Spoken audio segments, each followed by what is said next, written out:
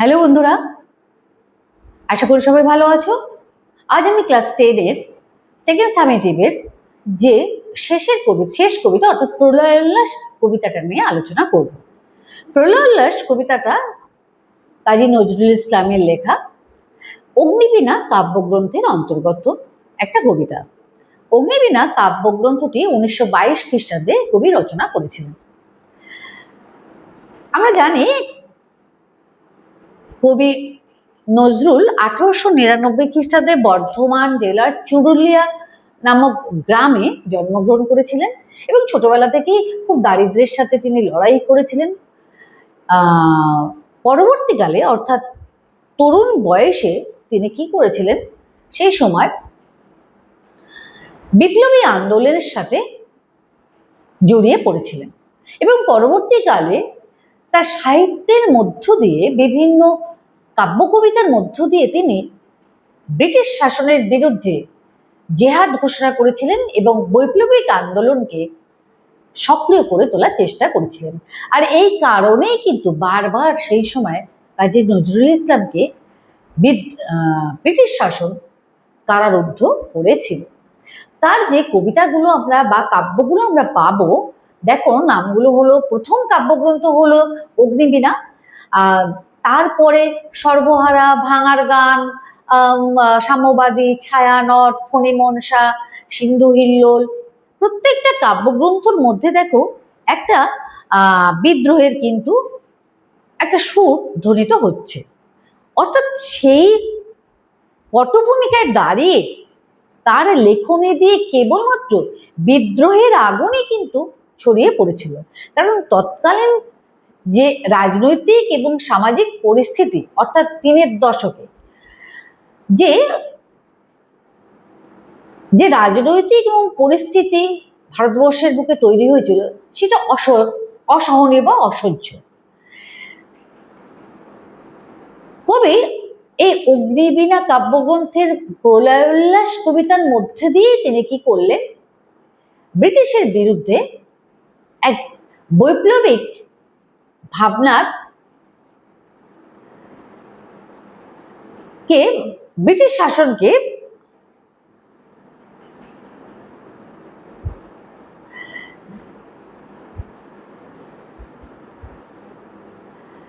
সেই সময় ভারতবর্ষের উপর ঔপনিবেশিক শক্তির অত্যাচার, বঞ্চনা এত তীব্র আকার ধারণ করেছিল যে কবি আর চুপ থাকতে পারলেন না।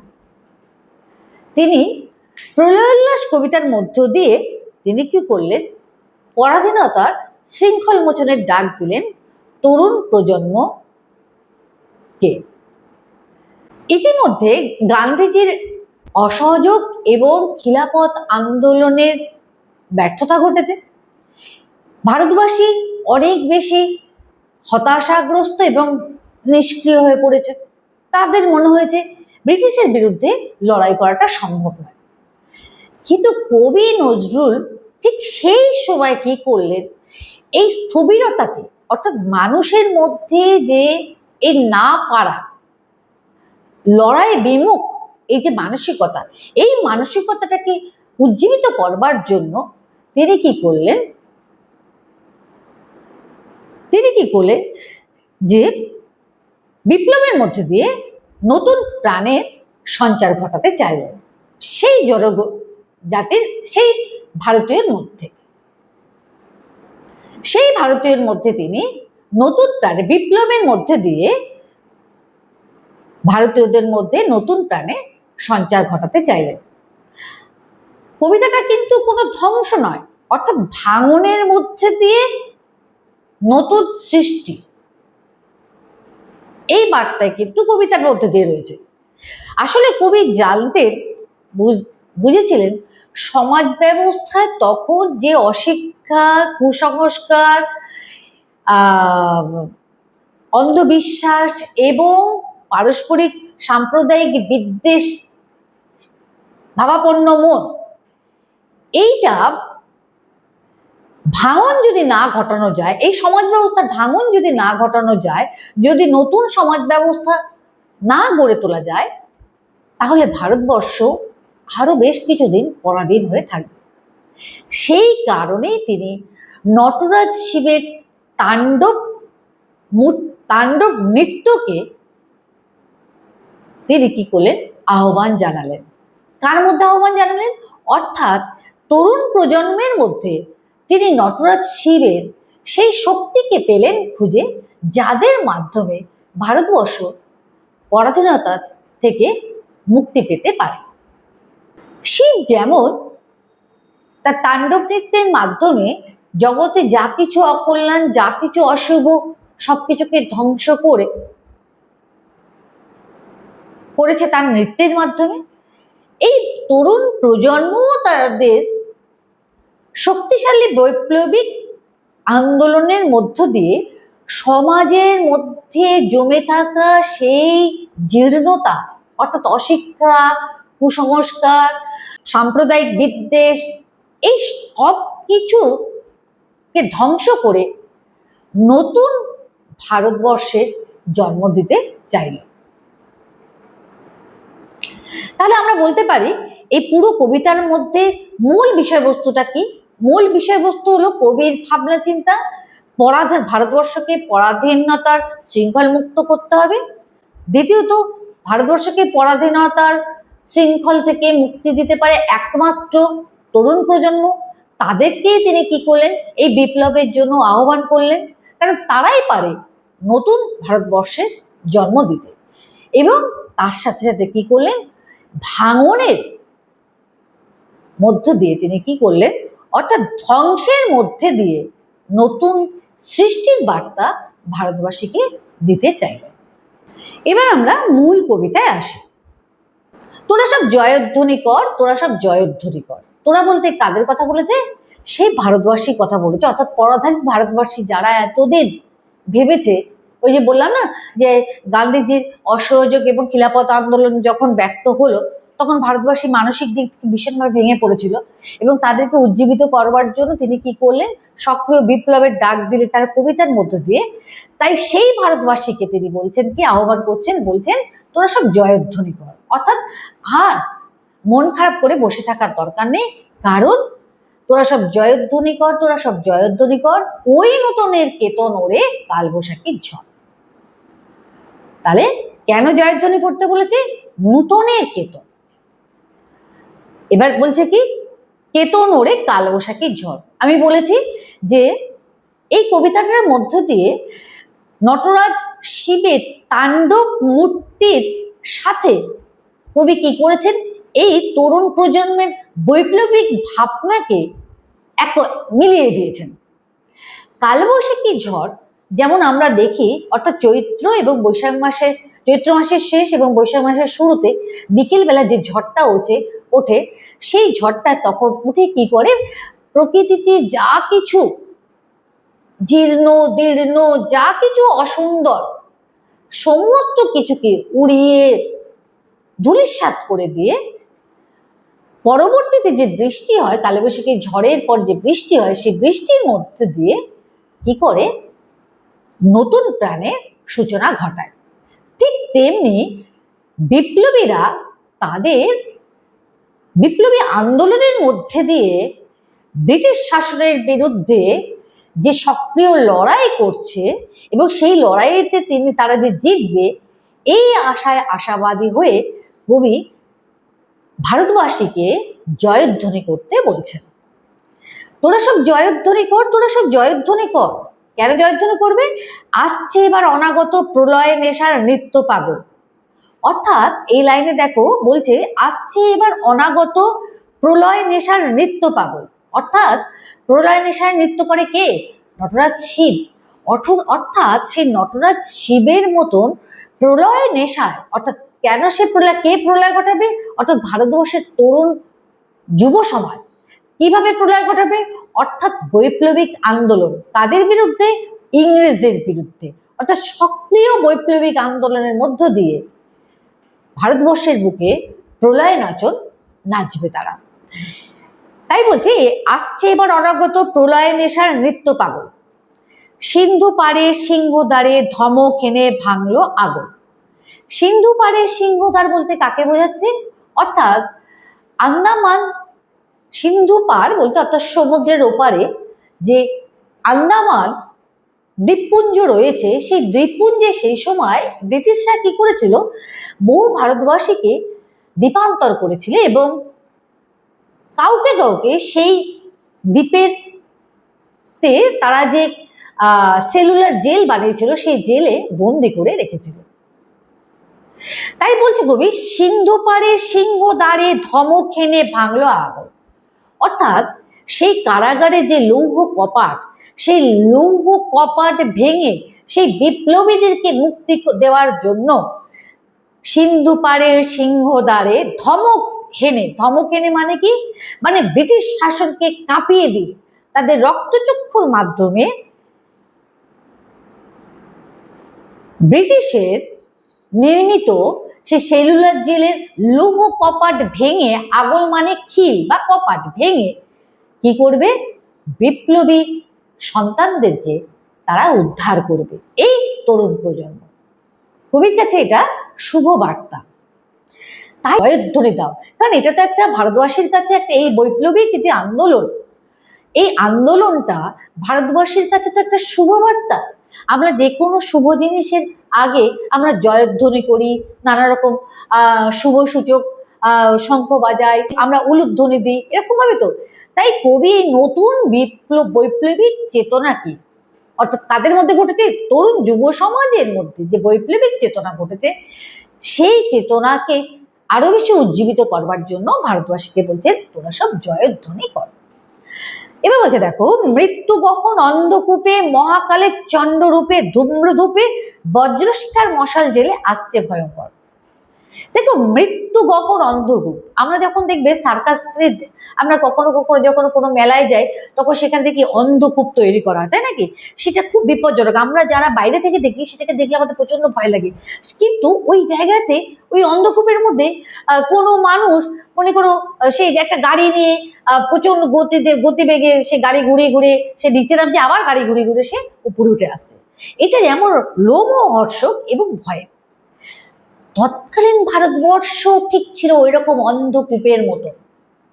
আর সেই অন্ধকূপে মৃত্যুগহন অন্ধকূপ, অর্থাৎ ভারতবর্ষ ছিল সেই মৃত্যুগহন অন্ধকূপের মতন, যেখানে প্রতিনিয়ত ব্রিটিশের অত্যাচারে বহু ভারতবাসীর মৃত্যু ঘটেছে। সেই অন্ধকূপে মহাকালের চণ্ডরূপে, অর্থাৎ শিব যেমন চণ্ডরূপ ধারণ করে, তেমনি এই তরুণ বিপ্লবীরা চণ্ডরূপ ধারণ করে ধূম্রধূপে, অর্থাৎ ধূম্র মানে ধোঁয়া এবং ধূপে, অর্থাৎ যখন কালবৈশাখী ঝড় ওঠে তখন কি চারিদিকে ধোঁয়া ধোঁয়া দেখতে লাগে কিনা, অর্থাৎ মহাপ্রলয় আসছে, এটা তার সূচনা বার্তা। ঠিক বিপ্লবীরা যে ব্রিটিশের বিরুদ্ধে যে কঠিন আন্দোলনে নেমেছে তার সূচনা বার্তা বোঝানোর জন্য কবি বলছেন ধূম্রধূপে, মহাকালের চণ্ডরূপে ধূম্রধূপে বজ্রশিখার মশাল জেলে আসছে ভয়ঙ্কর। অর্থাৎ ভয়ঙ্কর মানে কি, ভয়ঙ্কর বিশাল রূপ ধারণ করে। অর্থাৎ বিপ্লবকে তোমরা অতটা দুর্বল বলে মনে করো না, সে ভয়ঙ্কর রূপ ধারণ করে বজ্রশিখার মশাল জেলে। সাধারণত যখন বৃষ্টির দিনে বাজ পড়ে, বাজেতে আমরা ভয় পাই এবং তার সেই যে বিদ্যুৎ ঝলকানি, সেটা দেখে আমরা কিন্তু চোখ বুঝি। তাই বলছেন কবি, এই তরুণ প্রজন্ম যে ভয়ঙ্কর রূপ ধারণ করছে, তার সাথে সাথে তারা কি করছে, বজ্রশিখার মশাল জেলে ঔপনিবেশিক শক্তিকে ভয় দেখানোর চেষ্টা করছে এবং তাদেরকে সতর্ক করে দিচ্ছে। ওরে ওই হাসছে ভয়ঙ্কর। দেখো, এখানে বলছে, প্রথমে বললো কি বজ্রশিখার মশাল জেলে আসছে ভয়ঙ্কর, তারপরে বলছে হাসছে ভয়ঙ্কর। অর্থাৎ এই তরুণ বিপ্লবীদের আগমন ঘটেছে, তারা আসছে। কিসের জন্য আসছে?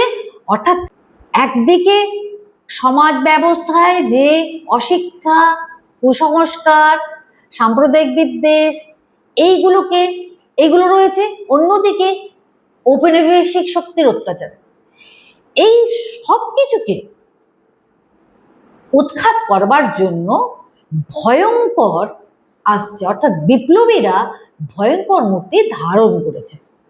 অন্যদিকে বলছে দেখো, ওরে ওই হাসছে ভয়ঙ্কর, অর্থাৎ এই ভয়ঙ্কর রূপে এই বিপ্লবীরা এতটাই নির্ভীক, আর তারা ব্রিটিশ শক্তির চোখ রাঙানিকে ভয় পায় না, তাই তারা হাসছে, কারণ এইবার তারা তাদের এই আন্দোলনের মধ্য দিয়ে ব্রিটিশের কাছ থেকে ভারতবর্ষের স্বাধীনতা ছিনিয়ে নেবে। এই প্রত্যয়ে তারা বিশ্বাসী হয়েছে বলেই কবি বলছেন হাসছে ভয়ঙ্কর। ঝামর তাহার কেশের দোলায় ঝাপটা মেরে গগন দোলায়, সর্বনাশী জ্বালামুখী ধূমকেতু তার চামর ধোলায়। এখানে আবার দেখো সেই বিধ্বংসী কালবৈশাখীর আবার রূপের বর্ণনা পেলাম, কারণ কালবৈশাখী রূপের বর্ণনার সাথে সাথেই কবি কিন্তু এই বৈপ্লবিক যে আন্দোলন তার বর্ণনা কিন্তু তিনি করে গেছেন। বলছে দেখো, ঝামর তাহার কেশের দোলায়। ঝামর কথার অর্থ কি? অর্থাৎ কৃষ্ণবর্ণ, অর্থাৎ বলা যেতে পারে রুক্ষ। ঝামর তাহার কেশের দোলায়, কেশ মানে কি? অর্থাৎ আমরা জানি কেশ মানে কেশর, অর্থাৎ সিংহ তো বনের রাজা, তার গলায় কি থাকে? কেশর থাকে। সেই কেশ বলছে কি, সে যখন কেশরটা দোলায় তাকে যতটা গম্ভীর দেখায়, কালবৈশাখী ঝড়কেও কবি সেইভাবে তুলনা করছেন। দেখো, ঝামর তাহার কেশের দোলায় ঝাপটা মেরে গগন দোলায়, অর্থাৎ দেখে মনে হচ্ছে যেন কালবৈশাখী ঝড়ের এতই তীব্রতা, এতই ভয়াবহতা দেখে মনে হচ্ছে যেন কেউ কালবৈশাখী ঝড় তার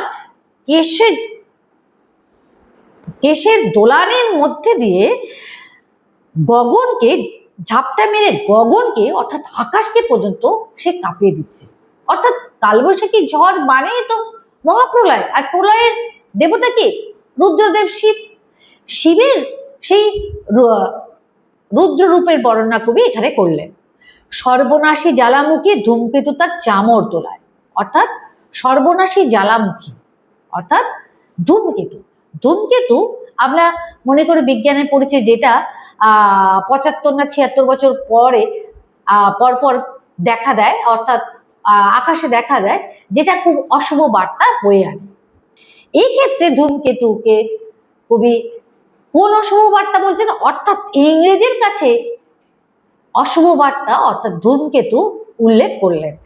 সর্বনাশী জ্বালামুখী ধূমকেতু তার চামর ধুলায়, অর্থাৎ সর্বনাশী জ্বালা অর্থাৎ সব কিছুকে নাশ করে দিয়ে এই তরুণ প্রজন্ম রুদ্র শিবের মতো রূপ ধারণ করে, অর্থাৎ ভারতবর্ষের ব্রিটিশ শাসনকে হেলিয়ে দিয়ে জ্বালামুখী সর্বনাশী জ্বালামুখী রূপ ধারণ করে ধূমকেতু, অশুভ শক্তির ধূমকেতুর মতন ব্রিটিশের সামনে উপস্থিত হবে।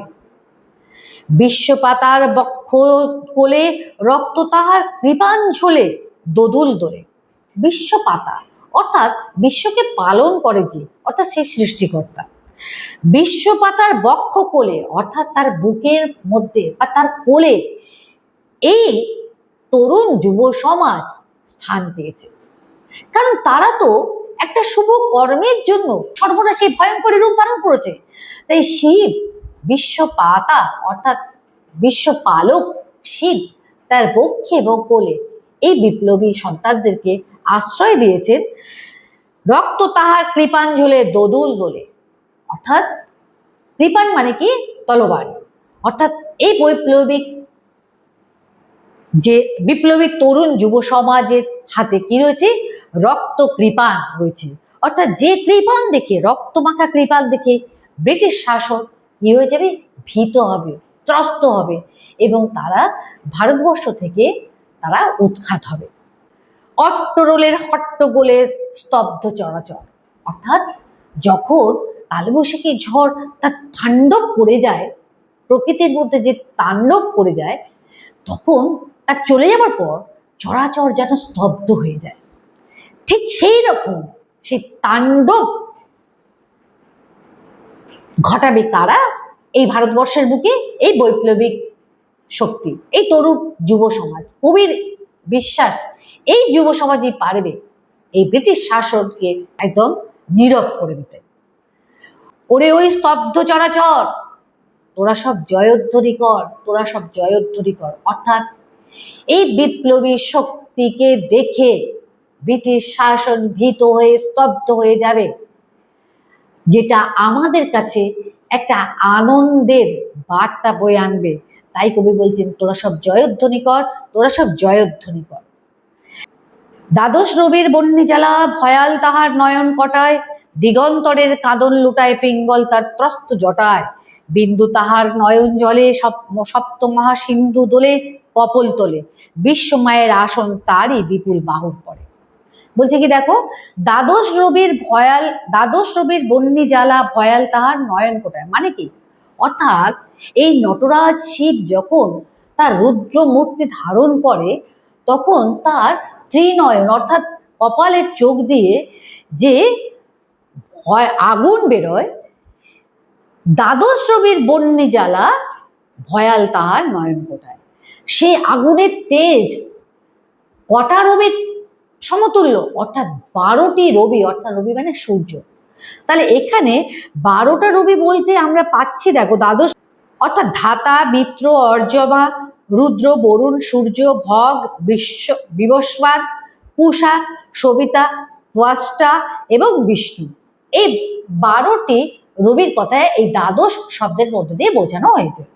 বলছে দেখো, শিব যখন প্রচন্ড পরিমাণ রাগান্বিত হয় এবং তার রুদ্ররূপ ধারণ করে, তখন তার কপালে ত্রিনয়ন দিয়ে দ্বাদশ রবির বন্যি জ্বালা বিচ্ছুরিত হয়। রুদ্র মূর্তি যখন শিব ধরে, তার ত্রিনয়ন থেকে যে দ্বাদশ রবির 6টা বের হয়, ঠিক সেরকম ভাবে এই বিপ্লবী সন্তানরা তাদের সক্রিয় বৈপ্লবিক আন্দোলনের দ্বারা ব্রিটিশ শক্তিকে সেইভাবে কিন্তু ভস্ম করে দিতে পারে। দিগন্তরের কাঁদন লুটায় পিঙ্গল তার ত্রস্ত জটায়, অর্থাৎ যখন মহাদেব যখন রুদ্রদেব শিব বা মহাদেব শিব যখন প্রচন্ড রেগে যায়, তখন তার জটা কি করে চারিদিকে কি করে দুলতে থাকে, ভয়ঙ্কর তার সে রূপ হয়। সেই ভয়ঙ্কর রূপ ধারণ করবে কে? এই তরুণ যুব সমাজ, অর্থাৎ এই বিপ্লবী সন্তানরা। বিন্দু তাহার নয়ন জলে সপ্ত মহা সিন্ধু দোলে কপল তলে, অর্থাৎ শিবের চোখ থেকে যখন এক বিন্দু অশ্রুবাড়ি বেরিয়ে আসে, যখন তাতে সপ্ত মহা সিন্ধু দোলে। আবার দেখো এখানে সেই পুরাণের কিন্তু বর্ণনা করলেন। একবার কবি কিন্তু এখানে পুরাণের বর্ণনা করলেন কি দ্বাদশ রবির মধ্যে দিয়ে, আবার পৌরাণিক ব্যাখ্যা দিচ্ছেন কি সপ্ত মহা সিন্ধু দোলে। কোথায় না কপল তলে। কার কপল তলে? কপল মানে গাল, অর্থাৎ শিবের ত্রিনয়ন দিয়ে যে অগ্নি নির্গত হচ্ছে এবং বিন্দু তাহার নয়ন জলে, তার নয়ন থেকে যে অশ্রুবাড়ি বেরিয়ে এসে তার কপল অর্থাৎ গাল ধুয়ে দিচ্ছে বা গাল ছুটছে, তাকে কবি বলছেন সপ্ত মহা সিন্ধু যেন সেই কপল তলে যেন হিল্লোলিত হচ্ছে। তাহলে সপ্ত মহা সিন্ধু কি কি? সপ্ত মহা সিন্ধু অর্থাৎ আমাদের মধ্যে, আমরা তো নোনা সিন্ধু মানে তো সাগর, আমরা খালি নোনা সাগর দেখে, নোনা জল দেখে, সাগরে নোনা জল না। এই বিশ্ব ব্রহ্মাণ্ডের মধ্যে 7 রকম, পুরাণ মতে 7 রকম সিন্ধু রয়েছে, সাগর রয়েছে। তার কোনোটার জল মিষ্টি, কোনোটার জল নোনতা, কোনোটার জল দুধের বোতল। অর্থাৎ যেমন মনে করো, বলছে যেমন লবণ সমুদ্র, যেমন ইক্ষুরস মানে আখের রসের সমুদ্র, সুরা সমুদ্র, ঘৃত সমুদ্র, দধি সমুদ্র, ক্ষীর সমুদ্র এবং স্বাদুদক সমুদ্র। এরকম 7 রকম সমুদ্র কিন্তু এই বিশ্ব প্রকৃতির মধ্যে রয়েছে। এই সপ্ত সিন্ধুর জল যখন নটরাজ শিব যখন মহাপ্রলয় ঘটায়, অর্থাৎ মহানৃত্য করে, তখন তার কপোল তলে অর্থাৎ গালে যেন মনে হয় এক বিন্দু অশ্রুজল, মানে তার চোখের থেকে যে এক বিন্দু অশ্রুজল নির্গত হচ্ছে সেটা সপ্তসিন্ধুর সমান। এই শক্তিকেই তিনি আরোপ করছেন কার উপর? এই বিপ্লবী তরুণ যুব সমাজের উপর। বিশ্ব মায়ের আসন তারই বিপুল বাহুর পর, অর্থাৎ কার বিপুল বাহুর পর? অর্থাৎ নটরাজ শিবের বাহুর ওপর। আমরা দেখেছিলাম যখন শিব রুদ্রমূর্তি ধারণ করেছিল, নটরাজ শিব রূপ ধারণ করেছিল, তখন সতী মাতার দেহ বাহুতে ধরে নিয়ে বাহুতে তুলে নিয়ে এসে মহাপ্রলয়ের নৃত্য নেচেছিল, সারা পৃথিবী কেঁপে উঠেছিল। ঠিক তেমনি এই বিপ্লবী তরুণ যুব সমাজের হাতেই রয়েছে, হাতের উপরেই রয়েছে কে? অর্থাৎ বিশ্ব মাতার, কি বলেছে দেখো, বিশ্ব মায়ের আসন পাতা, অর্থাৎ তাদের হাতের উপরেই রয়েছে এই ভারত জননীর আসন। ভারত মাতা এই বিপ্লবী তরুণ যুব সমাজের শক্তির দ্বারাই একদিন পরাধীনতার শৃঙ্খল মুক্ত হবে। হাকে ওই জয় প্রলয়ঙ্কার, হাকে ওই কে হাঁকছে? জয় প্রলয়ঙ্কার হাঁকছে, তোরা সব জয়ধ্বনি কর। দেখ হাঁকছে মানে সে ডাক দিচ্ছে, প্রলয়ের ডাক দিচ্ছে। তরুণ যুব সমাজ প্রলয়ের ডাক দিচ্ছে, সকলে সেই প্রলয়ের সাথে সামিল হও, কবির সেই বার্তা এই কবিতার মধ্যে দিয়ে দিচ্ছে। এবং ব্রিটিশ শক্তির বিরুদ্ধে সম্মিলিতভাবে আন্দোলনে যোগদান করো।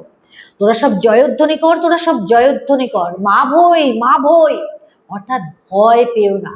মা ভই শব্দের অর্থ হলো ভয় পেও না। জগৎ জুড়ে প্রলয় এবার ঘনিয়ে আসে, জড়ায় মরায় মুমূর্ষুদের প্রাণ লুকানো ওই বিনাশে। অর্থাৎ জগতে যা কিছু মুমূর্ষু, যা কিছু জরাগ্রস্ত, যা কিছু প্রাণী, আজ সে কালবৈশাখীর ঝড়ে যেমন সব কিছু তছনছ হয়ে যায়, তেমনি মহাবিপ্লবের মধ্যে দিয়ে সমাজে জমে থাকা কুসংস্কার, অশিক্ষা,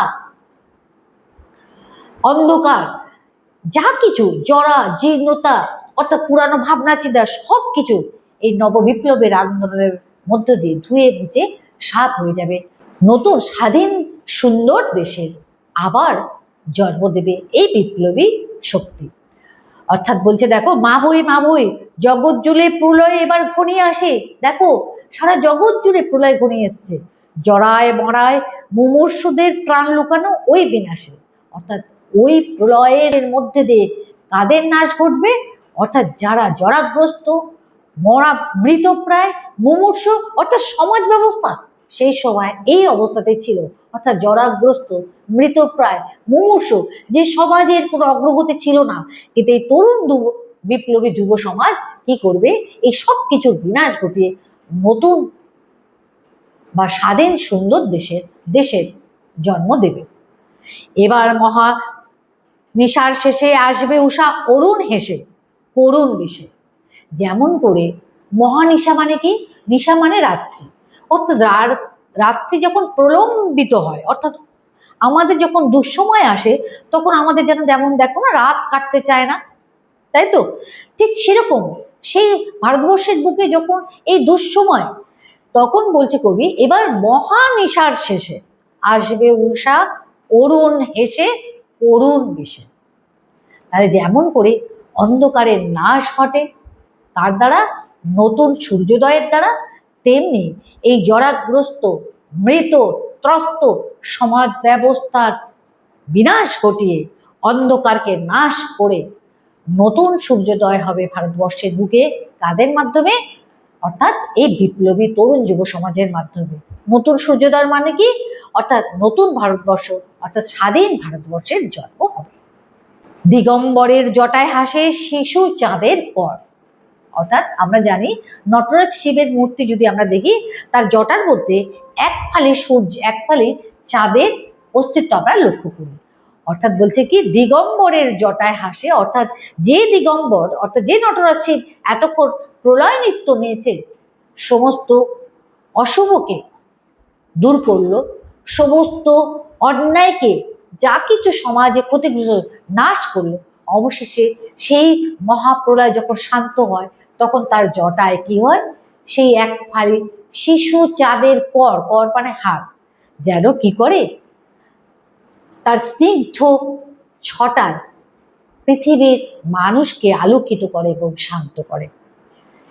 আলো তার ভরবে এবার, আলো তার ভরবে এবার ঘর, তোরা সব জয়ধ্বনি কর, তোরা সব জয়ধ্বনি কর। অর্থাৎ এই বিপ্লবী তরুণ যুব সমাজ তাদের ভয়ঙ্কর বিপ্লবের মধ্যে দিয়ে যে স্বাধীন ভারতবর্ষের জন্ম দেবে, তখন প্রতিটি ঘর আলোয় ভরে যাবে, মানুষ আনন্দে উচ্ছ্বাসে মেতে উঠবে।